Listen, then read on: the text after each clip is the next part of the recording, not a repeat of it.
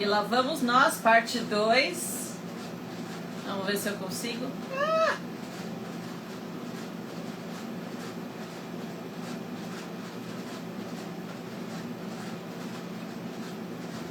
Agora eu tô vendo, eu não fui abandonada, que ótimo! Eu estava com medo que vocês não fossem aparecer. Vamos lá, Sueli. Segunda parte. Edmarques, eu tô te vendo aqui. Tá me ouvindo, Vou mandar um recadinho para Edmarques. Você está convocado a participar do PROAC na pandemia para falar da sua experiência no Max. Desculpa, amor, pode continuar. Você está com a gente? Você está escutando? Agora eu comecei a ouvir. Pronto. Então, só para finalizar, né, que eu falei dos orientandos, e como eu disse, atualmente eu estou aposentada da Universidade Federal de Sergipe, estou esperando só a Pâmara defender a tese dela, né, para fazer o desligamento, mas eu estou à disposição da Universidade Federal de Sergipe, porque sempre foi a minha casa, entendeu? Então, sempre vou estar à disposição de vocês quando vocês me solicitarem e eu puder contribuir, estarei às ordens.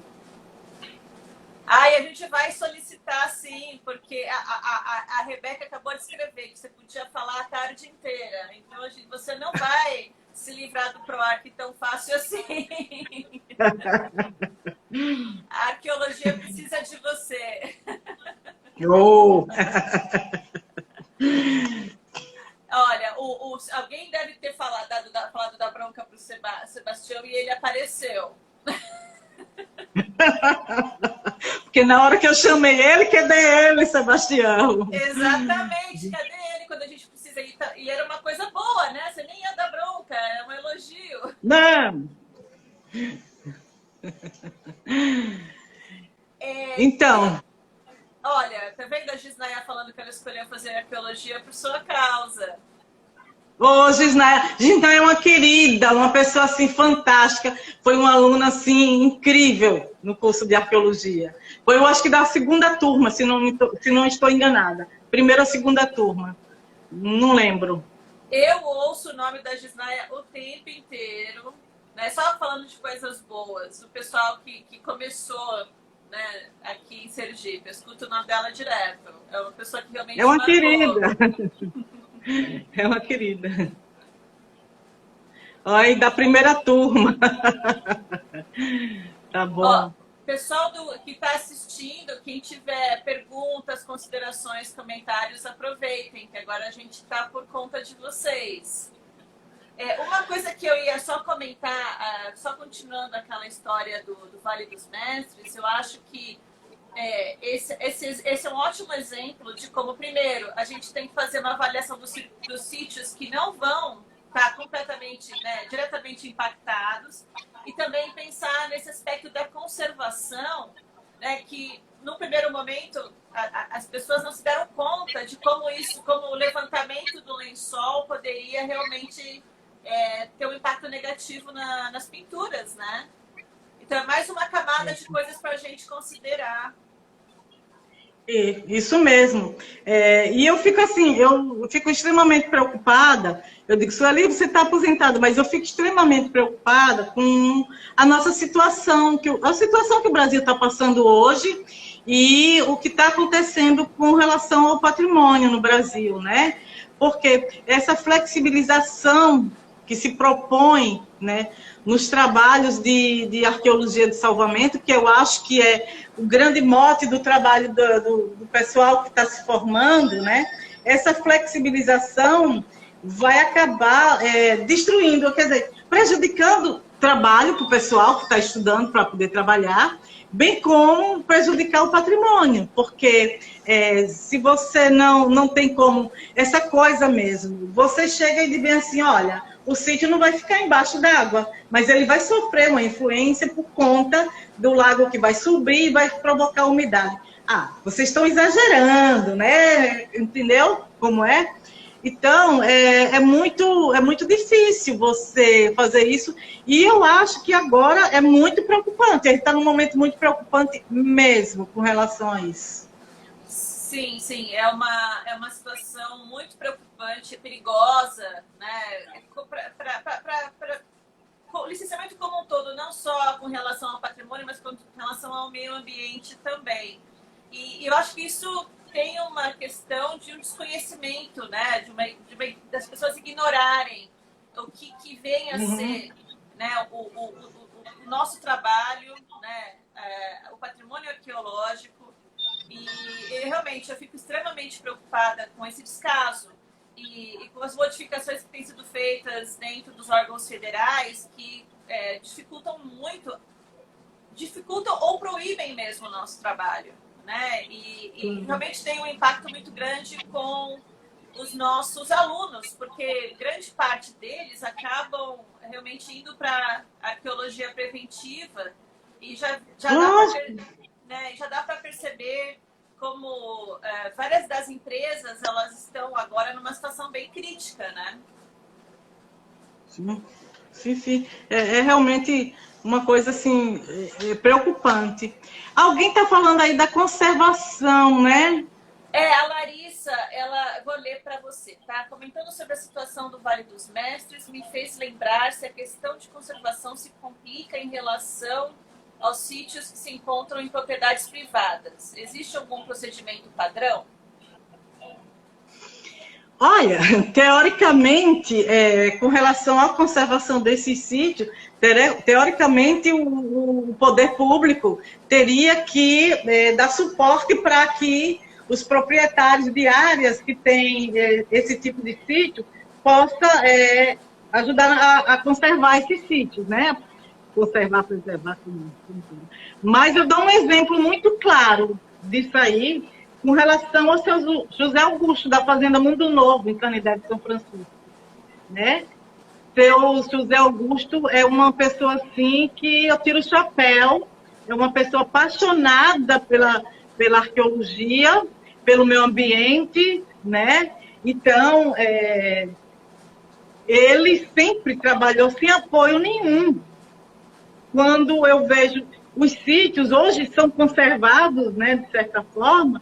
Por quê? Porque seu José Augusto, ele toma providências com relação a gente conversou muito, eu dei orientação a José Augusto como fazer com os sítios, tudo, porque ele não tem apoio nenhum com relação do poder público para estar trabalhando a conservação daqueles sítios.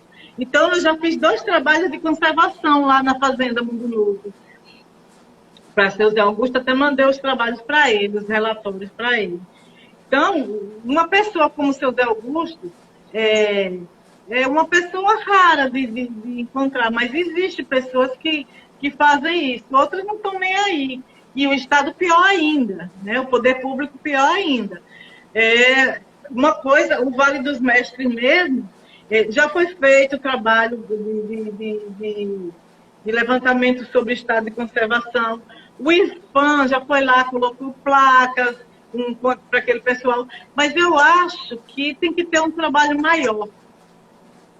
Tem que ter um trabalho maior e não é só um trabalho maior de falar com as pessoas, não, de orientar mesmo, trabalhar com os guias, de trabalhar com a população que está ali, porque é deles, não é de ninguém, é da comunidade. Então, é de todo mundo, né?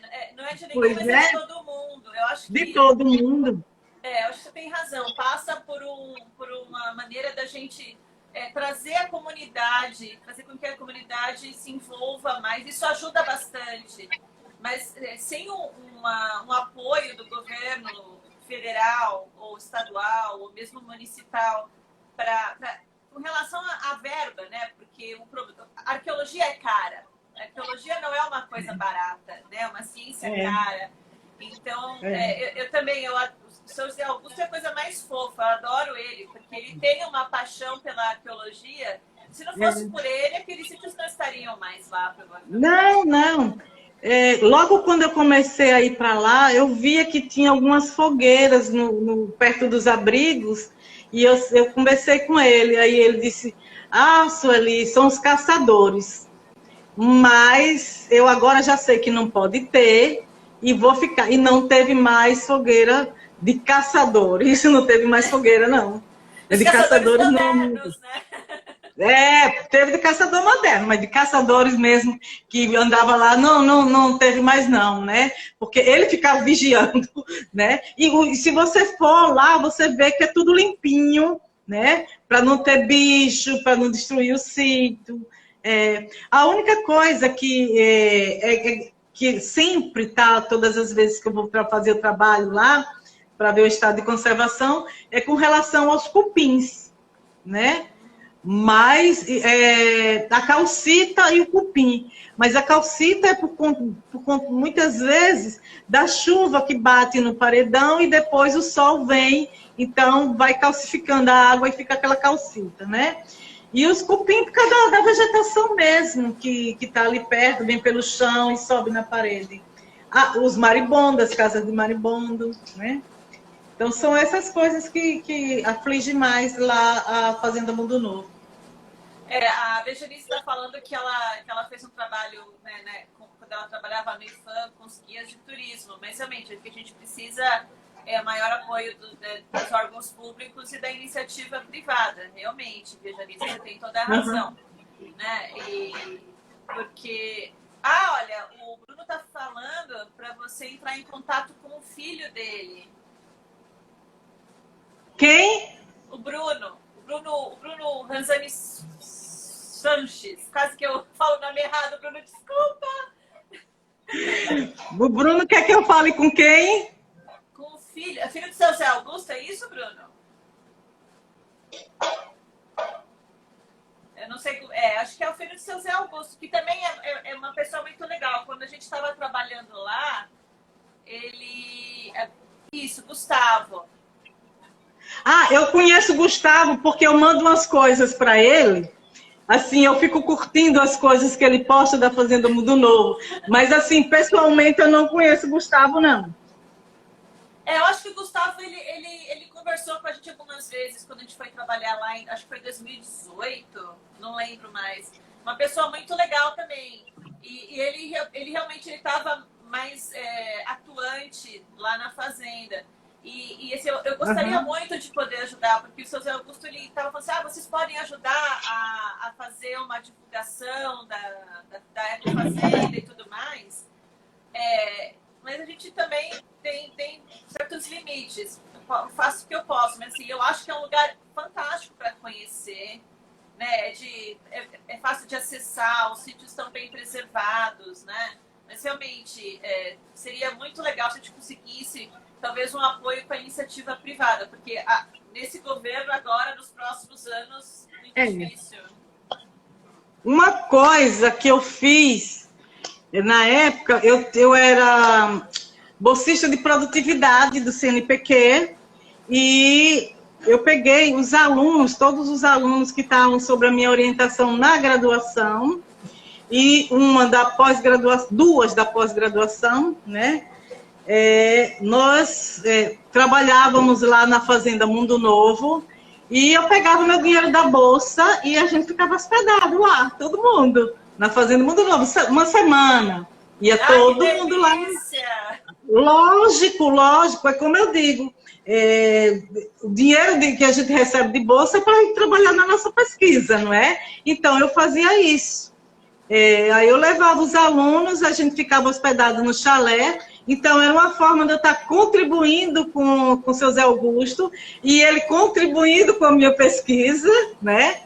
A gente estava ali pertinho do sítio, acordava de manhã, ia caminhando para os sítios para fazer o trabalho. Depois tinha uma comida maravilhosa, café, almoço e janta, e a gente ficava hospedado lá.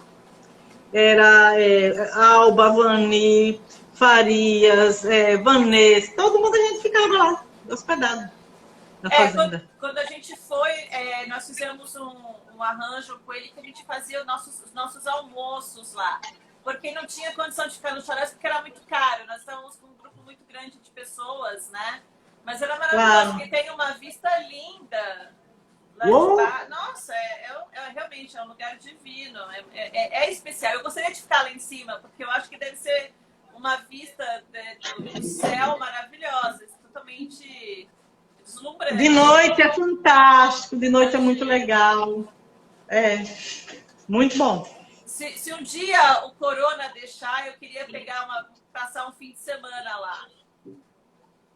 Eu estava me projetando para passar um fim de semana lá, mas aí veio o corona e destruiu todas as minhas vontades. Mas eu estava me programando já para passar um fim de semana lá.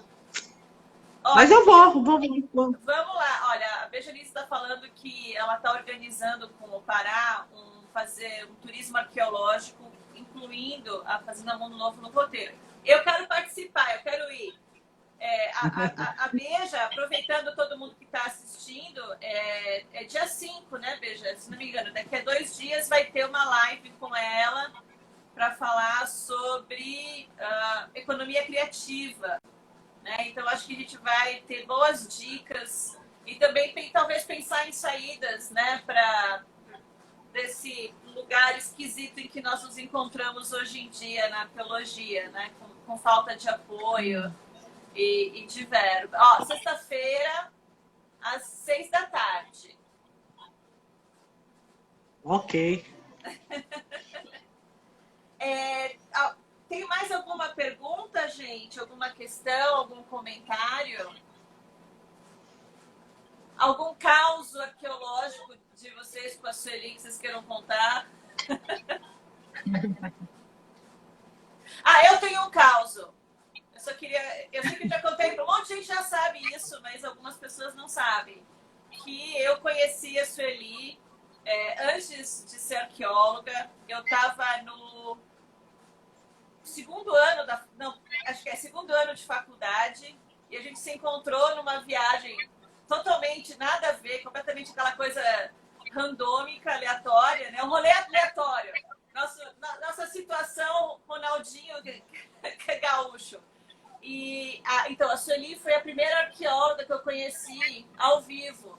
Eu já queria fazer arqueologia, né? E daí a gente viajou e quando ela falou que ela era arqueóloga, eu grudei nela. E foi legal porque você começou a contar algumas coisas de Xingó. Então, assim, é incrível como a vida vai, né, trazendo as coisas, vai juntando, né? Então, quem diria que nós duas nos encontrando lá no Peru, né, em Lima, ia rolar da gente estar, depois de tanto tempo, não vou falar quantos anos, para não denunciar a idade, né, que a gente ia se encontrar depois em Sergipe. Peraí, vamos lá. Eu acho que é o Felipe da Contexto que está perguntando das histórias do alojamento da Cascavel da Chesf. Eu não sei dessa história. Quem é que está perguntando? Eu acho que é o Felipe, da Contextos Arqueologia. Certo. Não, Cascavel era o nome do local. Porque assim... na Chesf tinha assim, quando nós fomos, tinha a Vila Sergipe, a Vila Alagoas e tinha o alojamento Cascavel. O alojamento Cascavel era o alojamento dos solteiros. Era assim, era bem dividido. Era bem dividido e era controlado, todo mundo controlado na Chesf. E daí o que é que acontece? A Vila Sergipe, a Vila Alagoas foi a que primeiro ficou pronta. Aí a gente foi morar na Vila Alagoas. Eram 2 casas onde a gente morava e tinha um laboratório. Uma casa a gente morava, outra era um laboratório, aberto uma porta no meio e a gente ficava transitando lá na Vila Alagoas.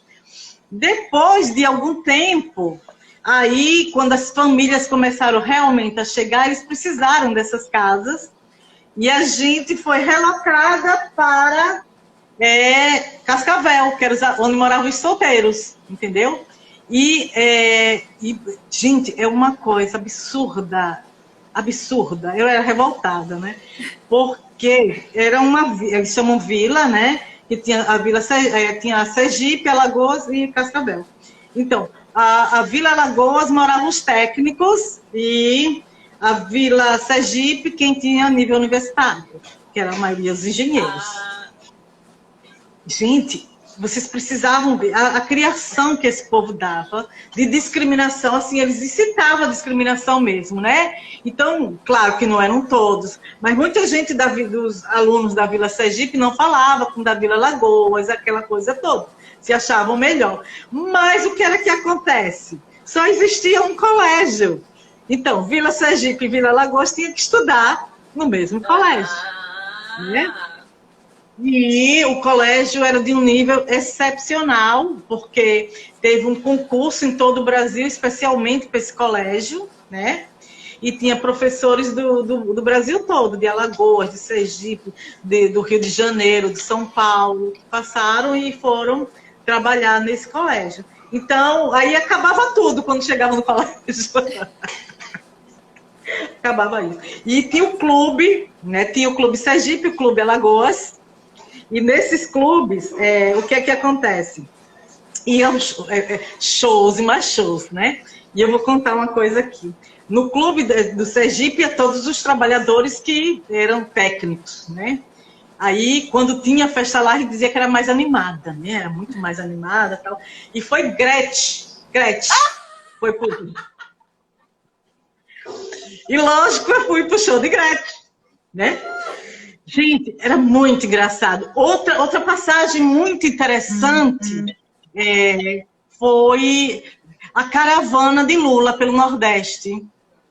Antes dele ser presidente, né, bem antes, quando ele foi, acho, candidato a primeira vez. Então, teve aquela caravana pelo Nordeste. Então, tem você vai achar, vai dar risada, viu, Daniela? Porque tem gente de São Paulo no meio. E daí, teve uma palestra de Lula claro que poderia ser onde? No Clube Sergipe, né? Dos pobres. Então, a gente foi para essa palestra. E eu louca, porque a Deda foi meu contemporâneo na universidade, aí eu estava com saudade dele, aí eu vamos, aquela coisa toda, fui. Quando eu chego lá, aí sento na segunda fileira, fui logo cedo para poder, né, ver Lula de perto. Aí sento ao lado de quem? Aziz Absaber. Sento ao lado dele, né, aquele homão, e daí enorme. Aí eu sento ao lado dele e ele começa a conversar, né? Aí ele perguntou assim, você faz o que aqui? Aí eu disse, eu sou arqueóloga. Ele, vem aqui. Minha ex-mulher também. Aí eu sei. Eu sei, adoro a Pintuchua. É cômico, né? Gente, não, mas tem mais uma coisa para você ver como tá tudo interligado. Então, o Aziz falou isso para você e a dona Dora foi orientadora do Cacá, do Carlos, lá no MAI. E ela falava que o Cacá lembrava o Aziz porque ele é grandão, então ela falava que ele lembrava o ex-marido dela. Tá vendo como tá tudo conectado? As histórias se encontram. É incrível, é incrível. Outra passagem foi uma festa que teve no Clube dos Ricos. Era Joana que ia cantar, né? Aí a galera, vamos ver Joana. Eu digo, vi, acho aquela mulher tão enjoada, não vou não. Isso que vamos, Sueli, vamos, Sueli, vamos. Aí eu disse, tá, eu vou. Aí eu não esqueço nunca, tinha uma médica e uma enfermeira que a gente ia para casa delas para de lá ir pro show. Aí, quando eu cheguei lá, eles tinham preparado cravinho, cachaça com cravo. E eu tome cravinho, bebi. Eu disse, agora eu posso ir pro show de Joana. Aí, tinham comprado uma mesa, a gente comprou uma mesa, aquela coisa, tá? E eu tô lá e boto o cravinho na mesa e eu continuo tomando cravinho. E Joana cantando.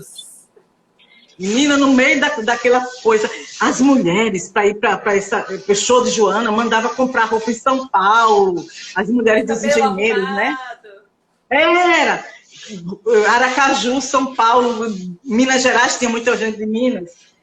E eu lá, e a Joana cantando, eu já tinha tomado umas, eu levantei e disse, essa aí, Ilada, não vai parar de cantar, não. Aí a menina, Sueli, pelo amor de Deus. Ai, tem muito caso, tem casos com arqueologia, tem casos com sem arqueologia, mas eu acho que foi uma época da minha formação que foi muito importante para a minha formação como pessoa, como gente, como arqueóloga. Olha, o Cacá está perguntando de uma dor de barriga da francesa, que quase morreu. Gente, Cacá quer me comprometer. A francesa que ele está falando era uma antropóloga francesa que foi escavar o Justino e ela era especialista em esqueletos humanos, né? Agora, eu não estou lembrada muito, eu lembro dela, Eveline, o nome dela é Eveline, mas eu não lembro da dor de barriga. Eu só lembro que... sabe quem estava fazendo esse curso, Daniela? Aquele que agora é professor lá em Pernambuco. Que o Sérgio Francisco. Perfeito! O Sérgio Francisco estava com a gente fazendo esse curso. E o engraçado é que o Sérgio é uma pessoa assim muito doce, muito, né, tímida, doce, aquela coisa toda. E ele queria trabalhar, o cara é bom no que ele faz, mas ela não deixava, entendeu? Só ela podia fazer as escavações. Então, tinha gente de Minas, tinha a Leila da Bahia, tinha um monte de gente que veio fazer esse curso de antropologia física. Eu sei que depois de uma semana, a mulher escavando um crânio lá, ela pega o crânio, quando ela vai andar, tropeça e cai com o crânio.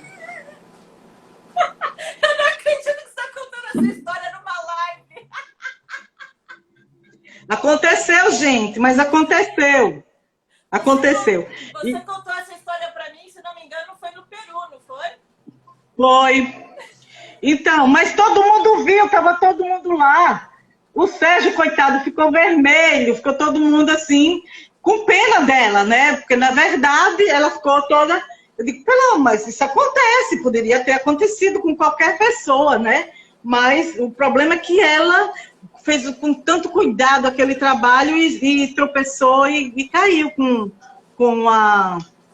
o crânio. Mas deu para recuperar, não foi nada tão grave, não. Não, mas olha, todo mundo, acontece isso na arqueologia, todo mundo tem um problema de trocar o balde, de cair com o balde, sempre. Ninguém é perfeito, sempre tem algum problema. Eu lembro de um caso que a Márcia perguntou pra gente, mas daí não é de Sergipe, é do seu doutorado, eu acho, do doutorado da Cristiana, que ela te deu um remédio de pressão que era muito forte. Não, foi do doutorado dela. Ah, foi do dela? Foi da Márcia? Foi no Rio de Janeiro, eu fui trabalhar numa escavação do doutorado dela. Eu e Tom. Que eu fui para o campo, esqueci o remédio de pressão, ela me deu dela, só que o dela era 100 vezes mais... Não, peraí, o meu era de 50, o dela era de 100, entendeu? E daí eu tomei e eu fiquei assim, lerda na escavação e foi um horror. Pronto, foi um horror. Ela falou que ela só viu você cair, escorregando. Isso. Oh, Deus. Quem perguntou não foi o Felipe, foi a Fernanda. Foi a Fernanda Libório. Ela falou que ela entrou no perfil dele. Obrigada, Fernanda. Foi ótima a tua pergunta. E a Beija perguntou do dia que ela estava com vocês e abraçou o cactus. Sim, eu lembro. Eu lembro. Assim, gente, foi incrível. Eu acho que... será que Beija nunca tinha ido no sertão, não? Mas eu acho que ela abraçou para não cair, se não me engano. Veja aí, Beija, se você não abraçou o cactus para não cair. Foi isso. Porque, não, mas o sertão realmente ele impõe uma nova relação com as plantas, né? Que eu me sinto completamente ameaçada por todas aquelas plantas que tem ali, né? Porque realmente tem umas que são muito... Assim, eu desenvolvi uma alergia absurda contra a urtiga, porque a urtiga daqui do Nordeste é diferente do que a gente tem no Sudeste. Né? E assim, a minha perna, ela inchou de uma forma que eu parecia uma perna de elefante, uma coisa incrível. E realmente não é fácil trabalhar, não. Fazer prospecção naquela região é só para os mais fortes mesmo. Sim, não é fácil, não. Você não tem ideia do que nós passamos. Uma vez, a gente, quando começou logo a escavar, que era só eu, Cleonice e Sônia, a gente começou uma escavação num terraço E o sol, gente, era 42 graus, 40 graus, né? E quando a gente chega no local da escavação, eu corri para embaixo de uma árvore para dizer que eu queria escavar embaixo daquela árvore, para poder ter proteção, porque eu não aguentava. E daí tá tudo bem, comecei a fazer minha quadra para escravar tudo. Daqui a pouco, eu tinha um cabelo que batia na cintura, gente. Daqui a pouco, as abelhas invadiram meu cabelo. Entraram, eu só ouvi aquele zum, zum, zum na cabeça, elas andando aqui na cabeça. Gente, foi um sufoco. Você que sonha, tinha um pente na bolsa, na mochila, e ficou tirando assim as abelhas do meu cabelo. Mas era aquelas marapuã. Não era aquelas que tinham a ferradura, não, ainda bem, né? Mas ela gruda, ela tem uma coisinha que gruda. Então, sertão não é fácil, não. Não é mesmo. Não, então, para mim, foi minha escola. E eu adoro aquele Rio São Francisco, eu amo de paixão. Não, é lindo. É uma coisa meio poética. Aqui a Bejanice falou que ela ia torcer o pé. E daí ela falou que torceu o pé, o espinho. Ela escolheu o espinho. Foi uma ótima escolha. Certo. Não, mas é verdade. A gente tem que reaprender a fazer prospecção para realmente trabalhar no sertão. É muito difícil, realmente para os mais fortes, não é para todo mundo não, porque tem o sol, aquele calor, e é uma paisagem diferente, é fascinante, mas diferente. A gente tem que saber realmente lidar com aquelas plantas que são completamente, né, para quem é de outras regiões, é bem diferente. E eu acho que uma dica boa para o pessoal de arqueologia, os estudantes de arqueologia, né? Como eu sempre falei para os meus alunos, não adianta, a arqueologia não é receita de bolo. Nenhum sítio é igual ao outro, nenhuma área é igual a outra. Então, você tem que ter uma percepção, sei lá, não sei se é uma experiência, mas porque às vezes a pessoa tem muitos anos e não tem o tino, e às vezes a pessoa tem tino e não tem tanto tempo. Mas eu acho que para poder você saber como lidar com cada situação que você está prestes a enfrentar, não é? E você sabe que você trabalhou sambaqui, você sabe que escavar sambaqui é coisa totalmente diferente de qualquer outro sítio, né? Não adianta só a pessoa que faz que vai começar a entender, né, os processos todos. Quando eu resolvi fazer meu mestrado e doutorado, foi em 97, eu já tinha, já tinha 10 anos de arqueologia, né? E eu já tinha passado por várias situações. Eu fiz curso de lítico, fiz curso de cerâmica, eu fiz curso de arte rupestre, trabalhava no Xingó, fiz aquelas prospecções do Estado. E eu sentia, eu era angustiada, porque eu queria aprender, né? Eu queria aprender mais. E daí foi quando eu conheci o que foi meu primeiro orientador, que foi Landim Domingues, né? Que é especialista em litoral. E daí, um geólogo especialista em sedimentação, e ele tem um dos cadernos de 1997, sobre o Xingó. Tem que descobrir esse caderno, tem, ele escreveu um. Ele e Arno Bricha, que é o pai de Vladimir Bricha, entendeu? Uau! Que trabalhou com a gente. Então, o que é que acontece? Eles escreveram um caderno. E daí, quando ele veio fazer o estudo de sedimentação, do processo de sedimentação daqueles terraços, eu ficava olhando, querendo aprender. Eu disse, pois eu quero fazer o mestrado, entender como é que se dá os processos de sedimentação dos sítios.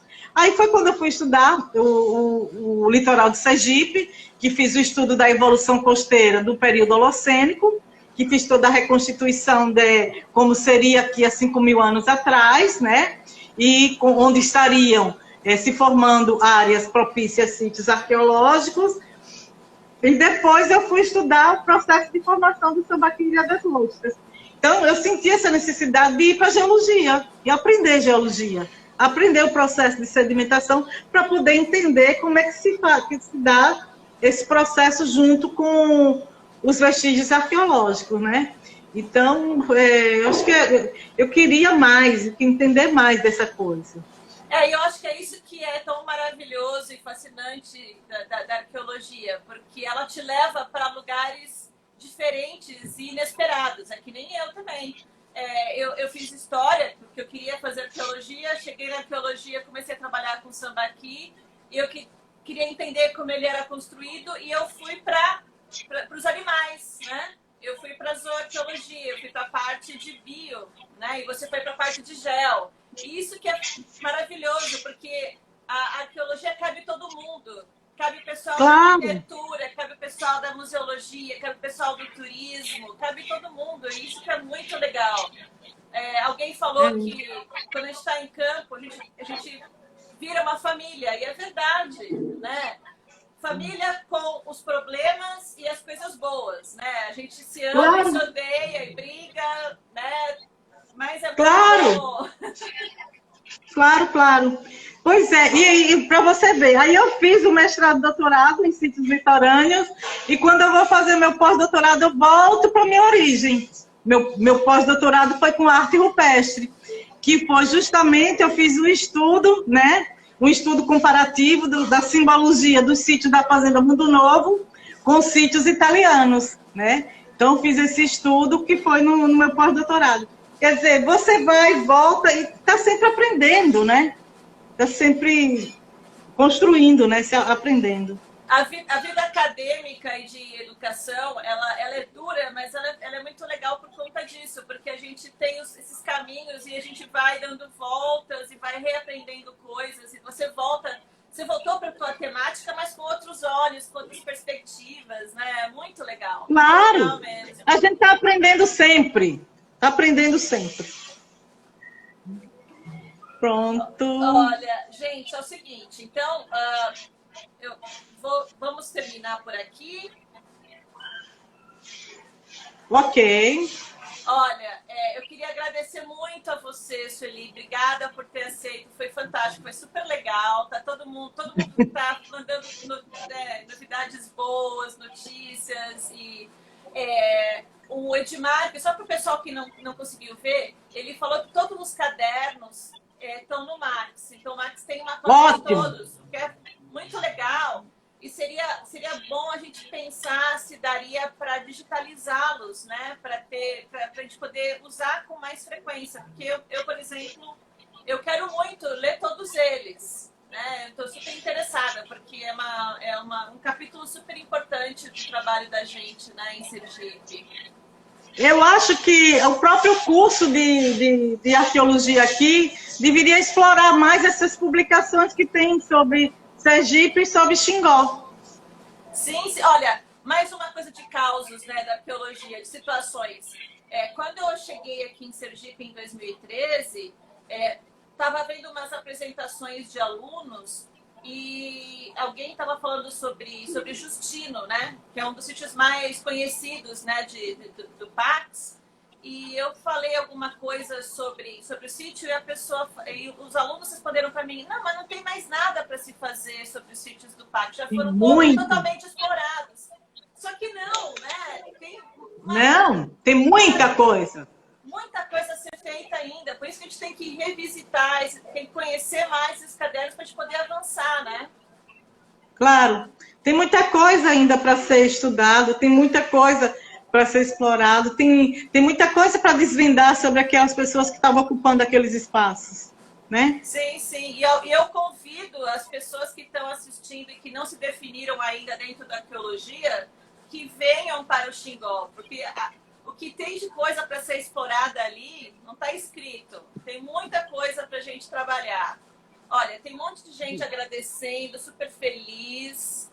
E para quem não assistiu, a gente vai disponibilizar essa live, que vai ser não live, no canal do ProArc no Instagram, tá, gente? Olha, eu agradeço todo mundo que assistiu, vocês foram ótimos. Agradeço de novo, Sueli, brigadão por deixar a gente entrar um pouquinho na sua vida, nessa sua trajetória na arqueologia. Muito obrigada. Eu que agradeço, porque nesses 2 anos que eu aposentei, que eu não estou mais ativa lá no curso de graduação e nem Eu cheguei a ministrar, depois de aposentada, ainda uma vez, uma disciplina.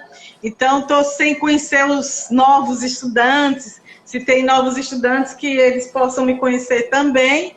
E eu agradeço o convite, como eu disse, agradeço todo mundo, meus ex-alunos, meus ex-orientandos que estiveram aí presentes.